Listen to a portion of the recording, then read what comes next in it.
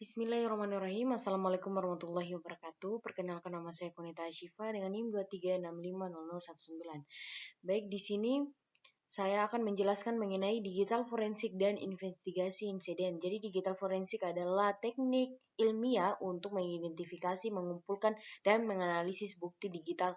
Itu sangat penting dalam penyelidikan kejahatan cyber dan insiden keamanan.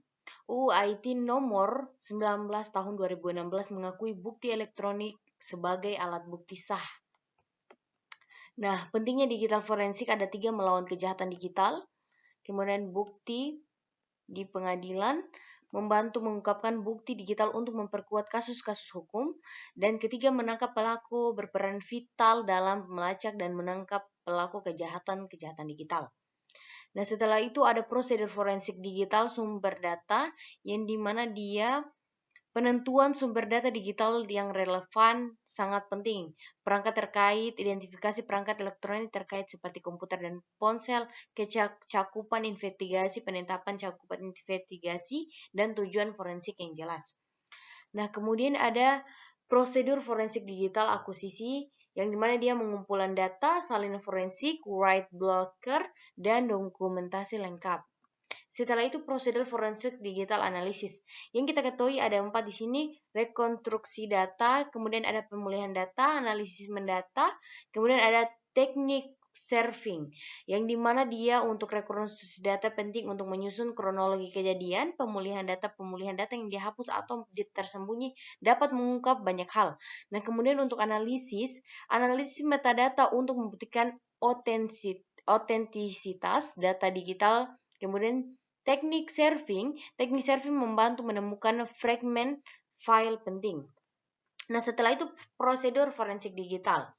Kita ada beberapa tahap yang kita perlu ketahui. Ada dokumentasi temuan, laporan teknis, kemudian persiapan bukti, serta penyajian temuan. Nah, bukti digital dan chain of custody. Nah, ada 3 definisi bukti: data tersimpan atau ditransmisikan secara elektronik. Yang kedua, ada persyaratan hukum sesuai dengan UU IT untuk keabsahan di peradilan. Yang ketiga, ada dampak kasus bukti digital signifikan dalam penyelesaian kasus. Nah, ketiga ya di situ ada menjaga chain of custody, yang dimana pencatatan pindahan catatan setiap perpindahan bukti digital, pencegahan manipulasi, dokumentasi penanganan, kemudian ada penyimpanan aman. Nah, forensik perangkat di sini ada sistem file, kemudian ada next page, kemudian ada pemulihan data serta timeline aktivitas, yang dimana time aktivitas ini dia analisis timeline aktivitas sistem penyimpanannya. Nah, setelah itu ada forensik perangkat atau biasa dibilang dengan memori. Nah, jadi dia ada ramdam, pengambilan dan analisis ramdam, kemudian proses berjalan itu identifikasi proses saat insiden-insiden terjadi. Nah, ada malware. Malware ini analisis malware dan kode berbahaya dalam memori. Nah, ada informasi kredensial, ekstraksi password, dan autentikasi dari memori. Nah, setelah itu apa sih forensik digital? Nah, seperti tadi, pengidentifikasi, pengumpulan, pemeriksaan, dan analisis data digital. Nah, kemudian ada alat bantu autopsi. Nah, alat bantu itu ada platform open source, yang autopsi adalah platform forensik digital open source yang populer, autopsi fleksibel dan mudah digunakan. Kemudian ada fitur utama. Nah, fitur utama ini menganalisis sistem file, melakukan pencarian kata kunci, serta membuat analisis lini masa peristiwa. Kemudian ada keunggulan gratis yang memiliki komunitas pendukung yang aktif, memudahkan pemula dalam forensik. Setelah itu yang perlu kita ketahui alat bantu VTK Forensic Toclix ada 3: software komersial, fitur canggih, serta kuat dan lengkap. Kuat dan lengkap ini VTK sangat powerful dengan fitur lengkap, dukungan teknisnya baik, walaupun harganya sangat mahal. Nah, di sini ada alat bantu forensik Enscase yang biaya lisensi itu 3.000.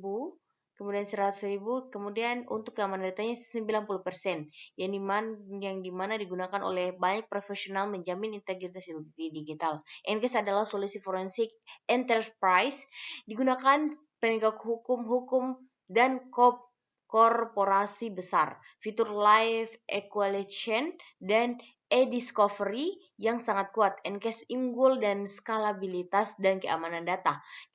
Kemampuan kolaborasi tim juga sangat baik. Nah, untuk perbandingan alat forensik, dia ada alatnya itu TIP, harga, fitur utama, kemudahan penggunaan. Otopsinya open source, gratis, analisis file sistemnya, serta dia tinggi. Untuk FTK-nya komersial, $2,000 per tahun, deskripsi registry, dan dia kemudian penggunaannya itu sedang. Kemudian NCASE-nya itu tipenya komersial, harganya $3.000 per tahun, live equalization untuk fitur utamanya, dan rendah ke sedang untuk kemudahan pengguna. Nah, di sini kita bisa lihat presentasi di pengadilan. Jadi objektivitas, persiapan matang, kredibilitas. Presentasi di pengadilan menuntut persiapan dan etika. Ahli harus mampu menjelaskan temuan secara lugas. Yang tadi, seperti dia tadi. Nah, kemudian untuk tantangan dalam forensik digital ada volume data besar, pelatihan berkelanjutan, ekskripsi dan anti forensik, kemudian ada perubahan teknologi serta pelatihan berkelanjutan. Nah, untuk itu contoh aplikasi temukan yang tadi seperti kita ketahui autopsi serta Wireshark, yang dimana dia protokol dari sumber terbuka, kemudian autopsi ini terbuka untuk menganalisis forensik, komprehensif, menganalisis hard drive, smartphone, dan data. Seperti itu. Jadi untuk Wireshark itu dia menganalisis lalu lintas jaringan secara real time. Jadi dia aplikasi ini. Nah, kemudian untuk kesimpulan langkah berikutnya, identifikasi ancaman. Alat-alat ini sangat penting untuk mengidentifikasi ancaman. Mereka memungkinkan menemukan bukti digital secara kuat. Pemulihan efisien, teknik yang tepat memungkinkan pemulihan yang efisien ini meminimalkan dampak insiden keamanan. Investasi keterampilan dalam keterampilan yang sangat penting. Keterampilan ahli memastikan investigasi berhasil. Nah, sekian mungkin pemaparan materi dari saya. Mudah-mudahan dapat bermanfaat bagi kita semua. Wabillahi taufiq wal hidayah. Wassalamualaikum warahmatullahi wabarakatuh.